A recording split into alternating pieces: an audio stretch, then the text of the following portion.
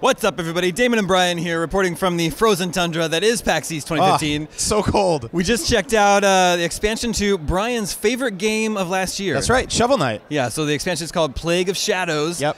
The big change is that you play as Plague Knight. Who is a boss in Shovel Knight. Yeah. And it's really interesting. It's sort of like playing Shovel Knight all over again, but with a completely different character, and how it changes the game to make it feel like it's almost a different game. It feels kind of like the way. Do you remember playing Super Mario Brothers 2 for NES? Yeah. How you could switch characters. Of course you do.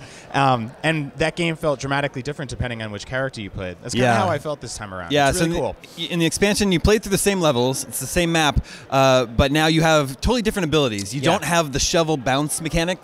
Plague Knight throws magic potions, I guess, and then he can double jump, and then if you charge up his potion ability, you get a super jump, and he can actually jump a lot farther than Shovel Knight can. Yeah. To go back to Mario Brothers 2, it felt like the princess. It all leads back to Super Mario Brothers 2. My whole PAX convention coverage is going to be basically leading everything back to Super Mario Brothers 2. Birdo lives. Birdo lives forever. And it's really cool. It's actually it feels sort of like you're launching yourself into the air, like you're propelling yourself. And it was a little tough to kind of figure out exactly where I wanted to land. So I actually like that about it. There's like a risk and reward to it.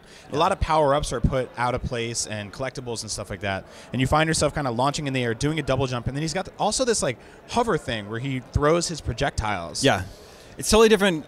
Wrapping your head around the idea that you can't jump on enemies any longer. Yeah, I actually there were certain things like you would see those bubbles come up that you're allowed to hop on as Shovel Knight, and you would just have to avoid them. So instead of using them to your advantage, you had to jump past them completely. And the dev was telling you that playing as Plague Knight should be able to shave off a few minutes of time for speedrunners. Yeah, people who've beaten Shovel Knight in, I think it's something around a half an hour, a little under a half an hour, will be able to shave off something like 6 to 8 minutes playing this game as Plague Knight, because he's just like way faster. If you get his hops going, his double jumps and his super jumps and all that kind of stuff, and you're good to go. And I fought we both fought the boss at the end of the stage, and it was a dramatically different boss fight. Yeah, like it actually didn't feel like you couldn't do that hop on his head, and it was a lot more dodging and projectile based. We should also note we were playing it on PS4. That's right, and it felt really good. Yeah, felt really good. Yeah, that's a perfect controller for that. D-pad's awesome.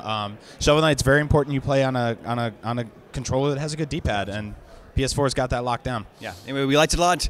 If you enjoyed Shovel Knight, definitely check this out. Also, if you haven't played it yet, it is coming to PS4, so and Vita and Xbox One too, and Vita and the Amiga and the Game Boy, the Amiga, the and NES. The ColecoVision, I believe. That's right. Yeah, check it out. It's supposed to be coming out Q2 2015, so in the next few months here. Stay tuned. We're just getting started here at PAX East 2015 here at IGN.